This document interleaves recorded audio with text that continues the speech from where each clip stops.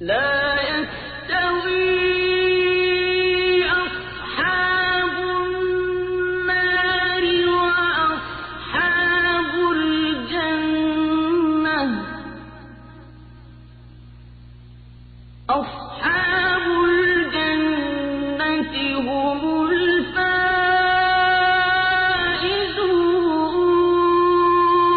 السلام علیکم ورحمۃ اللہ وبرکاتہ.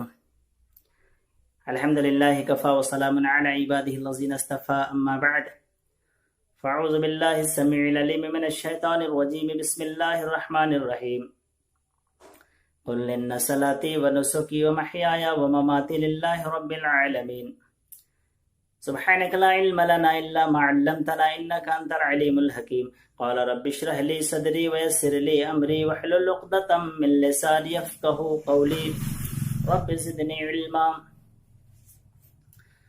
پالتا ہے بیج کو مٹی کی تاریکی میں کون، پالتا ہے بیج کو مٹی کی تاریکی میں کون، کون دریاؤں کی موجوں سے اٹھاتا ہے سحاب، کون لایا کھینچ کر پچھم سے باد سازگار، کون لایا کھینچ کر پچھم سے باد سازگار، خاک یہ کس کی ہے کس کا ہے یہ نور آفتاب.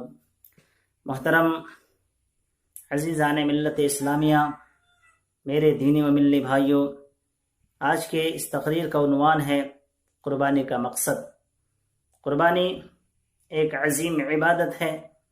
قربانی ملت ابراہیمی کی یادگار ہے، اور سب سے بڑی بات یہ ہے کہ قربانی سے اس بات کا اندازہ ہوتا ہے کہ وہ آدمی جو اللہ کی راہ میں قربانی پیش کر رہا ہے وہ اللہ کے عذاب سے ڈر رہا ہے اور جنت کا متلاشی ہے، اور اسی کو کامیاب کہتے ہیں.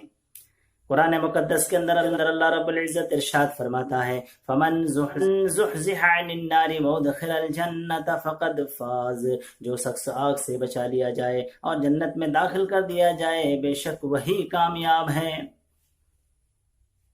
سامعین کرام، قربانی کے دو پہلو ہیں، ایک ظاہری پہلو، دوسرا باطنی پہلو. ظاہری پہلو سے مراد قربانی کا جانور، اس کا خوبصورت ہونا، داتا ہونا، عیب سے پاک ہونا، موٹا تازہ ہونا، بیمار نہ ہونا، کمزور نہ ہونا وغیرہ. ان شروط کو ملحوظ رکھے بغیر قربانی شریعت کی نظر میں شرف قبولیت حاصل نہیں کر سکتی.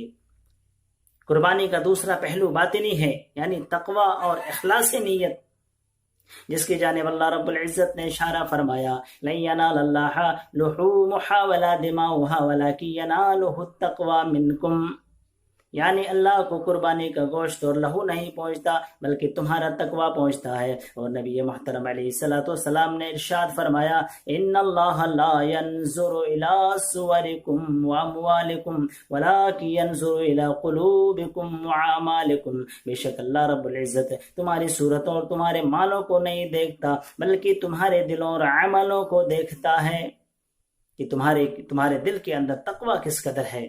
اور تقوی کا مفہوم یہ ہے کہ انسان اپنے نفس کو کنٹرول میں رکھے، جب بھی شیطان بہکانے کی کوشش کرے تو سنبھل جائے، اور ہر قسم کی تگودو، ہر قسم کی جد و جہد اللہ کی مقرر کردہ حدود کے تابع ہو اور اللہ کی رضا کے لیے ہو. جیسا کہ اللہ رب العزت ارشاد فرماتا ہے قل ان صلاتی ونسکی ومحیای ومماتی للہ رب العالمین، اے نبی آپ کہہ دیجئے بے شک میری نماز، میری قربانی، میری زندگی، میری موت سب اس اللہ رب العالمین کے لیے ہے جو سارے جہان کا پالنہار ہے. یہ ہے تقوی اور یہ ہے قربانی کی روح. قربانی کا عظیم و جلیل مقصد، سب سے پہلی قربانی آدم علیہ السلام کے دونوں بیٹوں نے پیش کی تھی، جس کا انجام یہ ہوا تھا. جس کے دل میں تقوی تھا، جس کا مقصد رضا الہی تھا، اس کی قربانی قبول ہوئی. اور جس کی نیت میں فطور تھا، اخلاص و تقوی کا فقدان تھا، اس کی قربانی مردود ہو گئی. اور جس کی قربانی مقبول ہوئی، اللہ رب العالمین نے اس کا سبب بھی بیان فرما دیا انما یتقبل اللہ من المتقین، بے شک اللہ تقوی والوں کا ہی عمل قبول فرماتا ہے. ان آیات سے معلوم ہوتا ہے اللہ رب العزت بے نماز کی قربانی قبول نہیں کرتا، سود خور کی قربانی قبول نہیں کرتا، حرام خور کی قربانی قبول نہیں کرتا، ظالم کی قربانی قبول نہیں فرماتا، بلکہ اللہ رب العالمین متقیوں کی قربانی قبول فرماتا ہے۔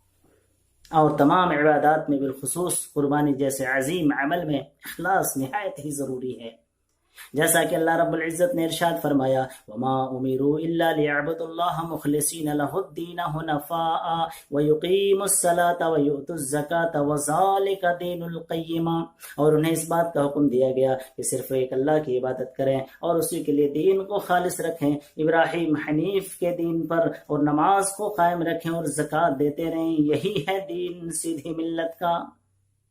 اور اخلاص کی حقیقت یہ ہے کہ بندہ اپنے عمل سے محض اللہ رب العزت کی قربت کا طالب ہو، رضا الہی کا طالب ہو۔